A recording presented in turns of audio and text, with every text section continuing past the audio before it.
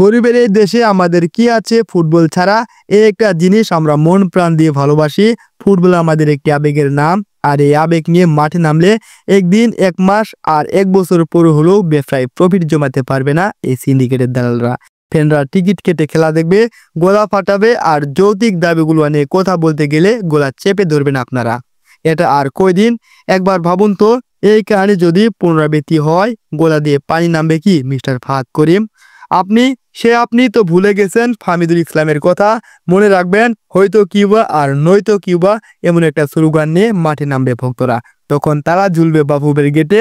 আপনি আপনি তো সিন্ডিকেটের গডফাদার। আপনারা যদি সিন্ডিকেটকে এলাও না করতেন, কাবরেরোকে কবে কি দিয়ে স্পেনে পাঠাইতো ভক্তরা? এই যে গতকাল বাংলাদেশ ফুটবল আল্ট্রার সহ বিভিন্ন গণমাধ্যম তাদের অফিসিয়াল পেজে ক্লিয়ারলি ডিক্লেয়ার দিয়েছে, তারা হেভিয়ার কাবরেরো ও তার পক্ষপাত দুষ্ট বর্তমান কোচিং প্ল্যানের অধীনে অনুষ্ঠিত হওয়া বাংলাদেশ ফুটবল দলের কোনো খেলায় গ্যালারিতে উপস্থিত থাকবে না। আমার মনে হয় বাফুফের কর্মকর্তাদের মাথায় বুদ্ধি নেই কোনো অ্যাডভান্স নলেজ। এই ধরুন, অস্ট্রেলিয়া প্রবাসী ভারতীয় ফুটবলার রায়ান উইলিয়ামসের অস্ট্রেলিয়ার জার্সিতে খেলার একটা রিউমার শোনার সাথে সাথেই উদ্যোগ গ্রহণ করেন অল ইন্ডিয়া ফুটবল ফেডারেশনের সভাপতি কল্যাণ চৌবে, যেখানে মিডলম্যান হিসেবে ভূমিকা রাখেন ভারতের সাবেক কিংবদন্তি ফুটবলার সুনীল ছেত্রী। আর আপনারা কি করলেন?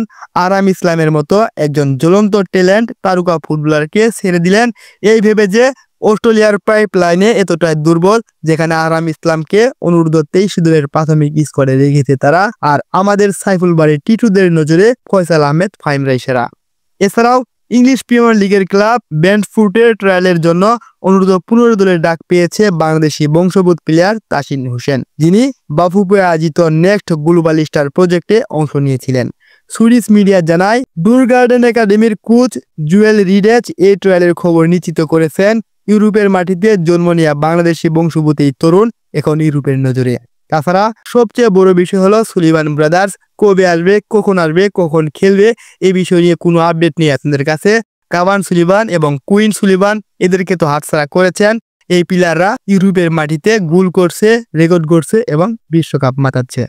আর তাদেরই ছোট দুই ভাই ডেকলান সুলিভানরা তারা বাংলাদেশে খেলার জন্য আগ্রহ দেখাইছে, কিন্তু তাদের সাথে প্রপারলি কোনো যোগাযোগ করছেন না। সর্বশেষ কবে কখন কথা বলেছেন তার কোনো প্রমাণ নেই আপনাদের কাছে। তাহলে আপনারা কেন আঙ্গুল মুখে দিয়ে বসে আছেন? আর কেনই বা আমাদের নির্বাচক বা কোচরা এদের প্রতিভা খুঁজে পায় না? বাংলাদেশ ফুটবলের দেশীয় সিন্ডিকেট কোচদের মধ্যে হাসান আল মামুন, গুলাম রব্বানী সুটন, সাইফুল বাড়ি টিটু, এই 3 ধান্দাবাদের জন্য আরাম ইসলাম, সুলিভান ব্রাদার সহ তাসিনের মতো আরো নানান প্লেয়ারকে আমরা হাতছাড়া করতেছি। ফয়সাল আহমেদ ফাহিম যাতে জাতীয় দলের একাদশে নিয়মিত সুযোগ পায়, সেই জন্য তার চেয়ে শতগুণের যোগ্য আরাম ইসলামকে জাতীয় দলে নেওয়া যাবে না। ঠিক তেমনি ভাবে বসুন্ধরা কিংসের সাদ এবং সোহেল যাতে জাতীয় দলে প্রপার গেম টাইম পায়, নিয়মিত একাদশের জায়গা পায়, সেজন্য জামাল ভুঁইয়া, কাদেম শাহ এবং ইসা ফয়সালের সাথে করা হচ্ছে অন্যায় অবিচার। বাফুফে বহু বছর ধরেই বিদেশে থাকা বাংলাদেশি ফুটবল প্রতিভাদের দেশে যুক্ত করার কথা বলছে, কিন্তু বাস্তবে কার্যকারী কোনো স্কাউট নেটওয়ার্ক এখনো গড়ে ওঠেনি।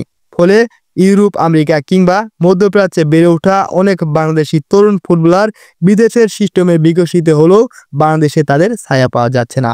এটাই আজকের দুঃখের জায়গা। আমাদের প্রতিভা আমরা চিনতে পারি না, আমাদের ট্যালেন্টফুল তারকাদের আমরা বুঝতে পারি না, প্রতিভাবান ফুটবলারদের আমাদের দলে জায়গা হয় না। আর এই জন্যই মূলত বাংলাদেশ বারবার ম্যাচের পর ম্যাচ হারছে, ব্যর্থতা নিয়ে বাড়িতে ফিরে আসছে। ধন্যবাদ সবাইকে। আসসালামু আলাইকুম।